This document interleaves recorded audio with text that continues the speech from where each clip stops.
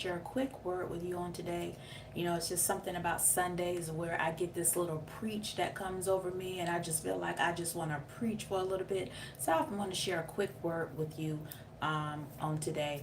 Now, last week or maybe 2 weeks ago, I kept hearing the words, the point of no return. The point of no return. And so I looked up those words to see how the dictionary defined them.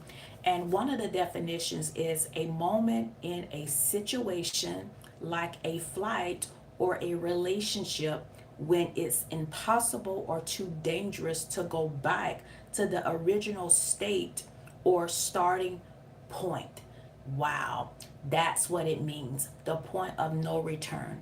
And so I kept hearing that word, the point of no return, the point of no return. Now, that can be good or bad depending on the path that you're on for your life.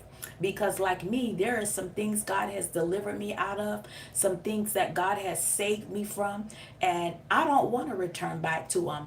But then, for someone who may be on a different path, that may not be so good. Okay? Because the Bible tells us that there's a way that seems right to a man, but the end of that path is the way of, I'm not going to say the word because I may get flagged on here, okay? But I think that's Proverbs 14 and 12. It says there's a way that seems right to a man, but the end of that way leads to, and we know what it is. I'll type the scripture in the comments. And so someone may say, but how do I know how do I know when I'm getting to the end? How do I know when I'm getting to the end of something, where I'm getting into the end to where I'm headed into this place of the point of no return? Well, the thing is that you'll never know when you enter into it. But that's what warnings are for. God sends warnings, alarms, words of the Lord to alarm you, to get you to turn back to Him, okay? So that you don't enter into this place of the point of no return. Proverbs 14 and 12, it says, there's a way that seems right to a man, but the end thereof is the point of no return. You can enter a place, you can enter a situation where you can't get out of, where it seems almost impossible to turn back from, where you can't turn back from it. I've known people that turned away from God and got lost in it, got lost out there, wasn't able to turn back to God, because when the warnings came, when the word of the Lord came, they resisted it. And every time you resist warnings, you resist conviction, you resist the word of the Lord, you're giving the enemy a stronger hold over your life, okay, to where it seems almost impossible to turn back to God. That's why warnings are so important. That's why when the spirit of conviction leads you, you are in a very dangerous place. If you have no spirit of conviction and you can just do what you want to do, you are in a very dangerous place. You have probably entered the point of no return, or you are very close to entering the place of the point of no returning, okay? And God does not want that for any of us, which is why warnings are so I don't want to live without being warned. Okay, I don't want to be a person that's just out here doing my own thing, and then I don't have any warnings to come to me to let me know that I've gotten off the wrong path, that I've taken a wrong turn. And then warnings come, alarms come to alert me, to turn me back to God, and I resist it. Why? Because the pleasures of sin are so pleasurable that you don't want to give it up.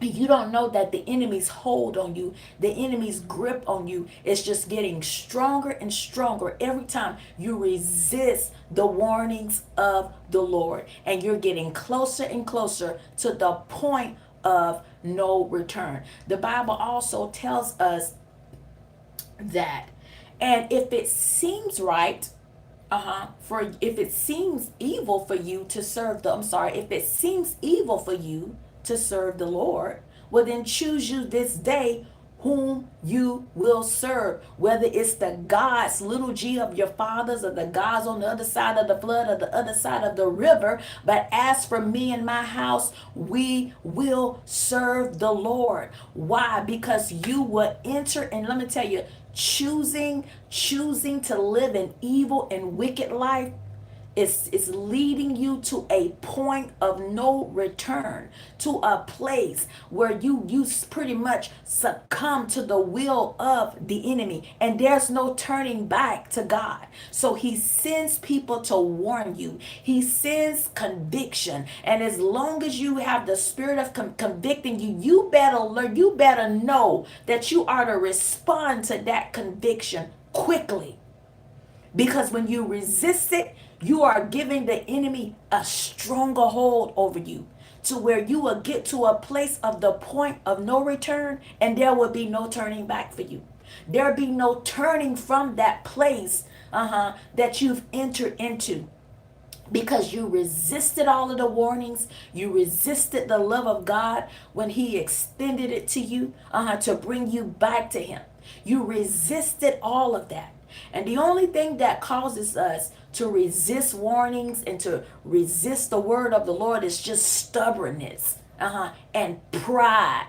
But I don't know who this word is for. I just kept hearing the words about a week or two ago, the point of no return.